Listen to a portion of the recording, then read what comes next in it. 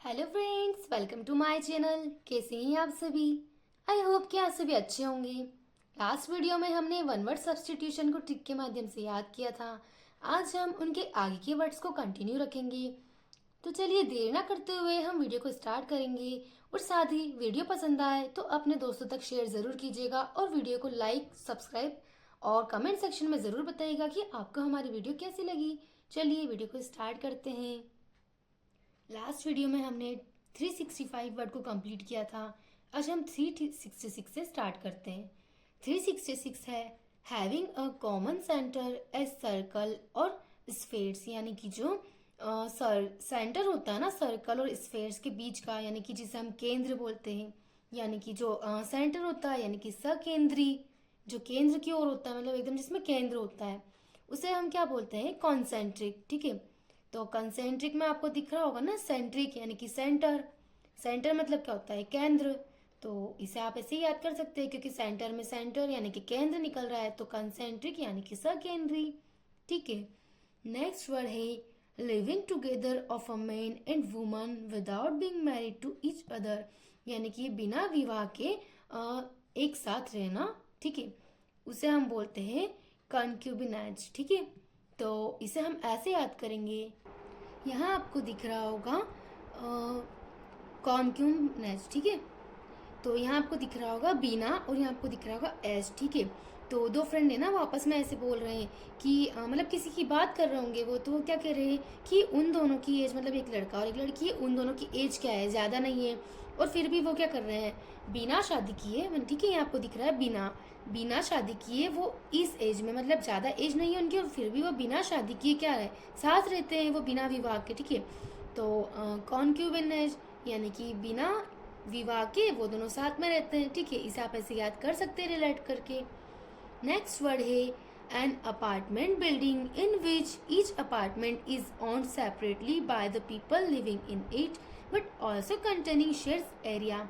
ठीक है, इसका मतलब होता है फ्लैट की तरह का घर। आपने बड़ी सिटीज में देखा होगा ना कि जो बाहर की सिटीज होती हैं वहाँ क्या होते हैं? लोग फ्लैट, पूरे पूरे फ्लैट में रहते हैं, मतलब है ना, बड़े बड़े फ्लैट देखे होंगे आपने, बड़ी बड़ी बिल्डिंग्स देखी होगी।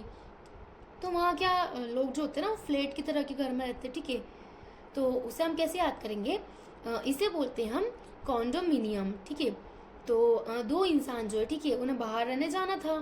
ठीक है, और मिनियम में को आप पढ़ सकते हैं मनी से। ठीक है, और उनके पास बहुत सारा पैसा भी है। और जब वो बाहर बिजनेस के लिए गए तो बहुत बड़ी सिटी में गए होंगे ना वो, तो क्योंकि बिजनेस के लिए तो बड़ी सिटी में ही जाते हैं लोग। ठीक है, वहीं काम करते हैं।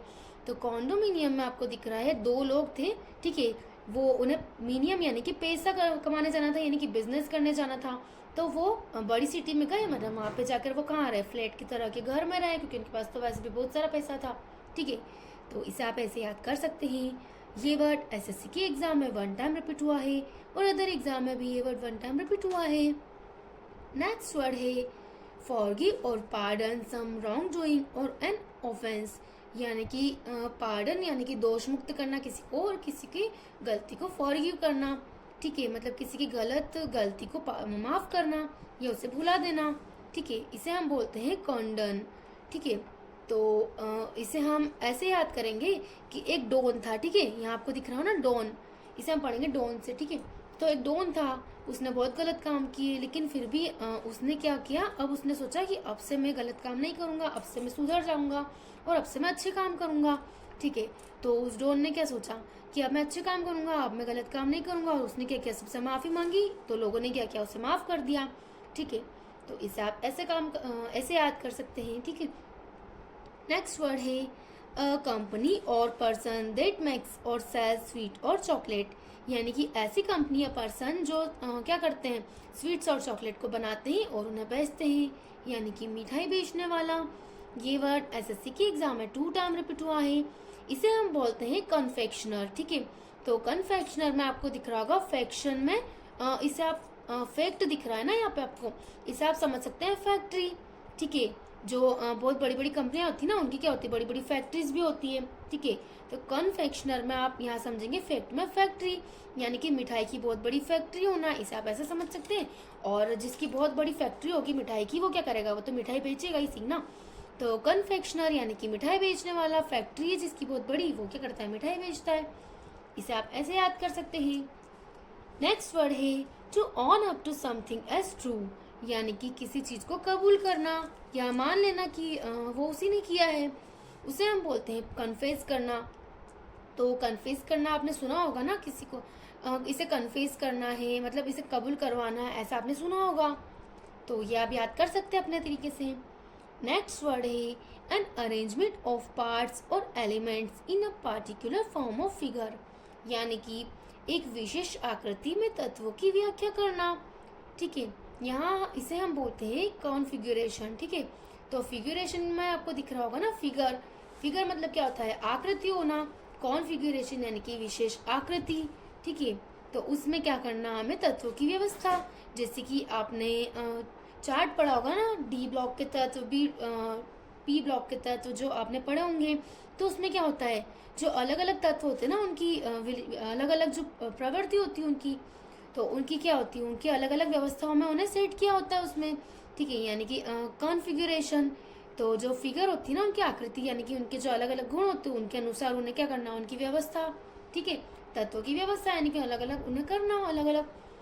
तो इसे आप ऐसे याद कर सकते हैं। ठीक है, कि उनका अलग अलग पार्ट्स में एलिमेंट्स का अलग अलग अरेंजमेंट करना। ठीक है, नेक्स्ट वर्ड है to officially take something away from somebody, यानी कि जब्त करना किसी की चीज को। ठीक है, आधिकारिक रूप से इसे हम बोलते हैं कॉन्फिस्केट।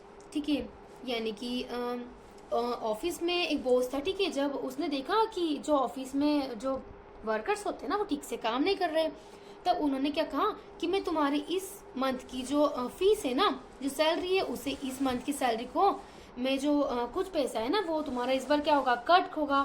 कॉन्फिस्केट में आपको दिख रहा होगा फीस यानी कि पैसा और केट यानी कि कट होगा। बॉस ने उनसे बोला कि इस महीने की तुम्हारी जो सैलरी है ना उसमें से पैसा कट होगा क्योंकि तुमने इस बार ठीक से काम नहीं किया है। तो उसने क्या किया, बॉस ने बोला कि इस बार तुम्हारी कुछ जो सैलरी है उसमें से पैसे को जब्त कर लिया जाएगा। ठीक है, इसे आप ऐसे याद कर सकते हैं। नेक्स्ट वर्ड है कॉम्बस्टिबल्स, फ्लैमेबल यानी कि जलता हुआ, इसे हम बोलते हैं कॉन्फ्रेग्रेंट। ठीक है, तो इसे हम ऐसे याद करेंगे। यहाँ आपको दिख रहा है ना फ्लैग्रेंट। ठीक है, तो ग्रैंड को हम समझेंगे बहुत बड़ी बिल्डिंग से। ठीक है, ग्रैंड मतलब क्या होता है, ग्रैंड मतलब होता है बहुत बड़ा। ठीक है, तो ग्रैंड मतलब हम समझेंगे बिल्डिंग से कि बहुत बड़ी बिल्डिंग है, उसमें क्या हो गई, आग लग गई होगी। यहाँ आपको दिख रहा होगा फ्लैमेबल। ठीक है, तो ये जो फ्ले है ना, यहाँ आपको दिख रहा है, यहाँ पे भी फ्ले है। कॉन्फ्लैग्रेंट यानी कि जो बहुत बड़ी ग्रैंड कंपनी है, बहुत बड़ी जो बिल्डिंग है ना, ग्रैंड बिल्डिंग, उसमें क्या हो गई है, फ्लेक यानी कि इसे हम समझेंगे फ्लैम से, यानी कि आग लग गई है। तो कॉन्फ्लैग्रेंट यानी कि जलता हुआ। ठीक है, क्या है, वो जल गई है बिल्डिंग आग लगने की वजह से। तो इसे आप ऐसे याद कर सकते हैं। नेक्स्ट वर्ड है प्लेस वेयर टू और मोर रिवर्स मीट, यानी कि जहाँ पर दो या दो से ज्यादा नदियों का मिलन होता है, उसे हम क्या बोलते हैं, संगम। ठीक है, तो इसे हम बोलते हैं कॉन्फ्लुएंस। तो कॉन्फ्लुएंस मतलब संगम होता है जहाँ पे दो से ज्यादा चीजें मिलती है। ठीक है, इसे आप याद कर सकते हैं। आज की वीडियो में हम इतने ही वर्ड सीखेंगे, इसके आगे के वर्ड्स को हम नेक्स्ट वीडियो में कंटिन्यू रखेंगे। आपको हमारी वीडियो कैसी लगी कमेंट सेक्शन में ज़रूर बताइएगा। वीडियो को लाइक शेयर सब्सक्राइब ज़रूर कीजिएगा। नेक्स्ट वीडियो में मिलते हैं।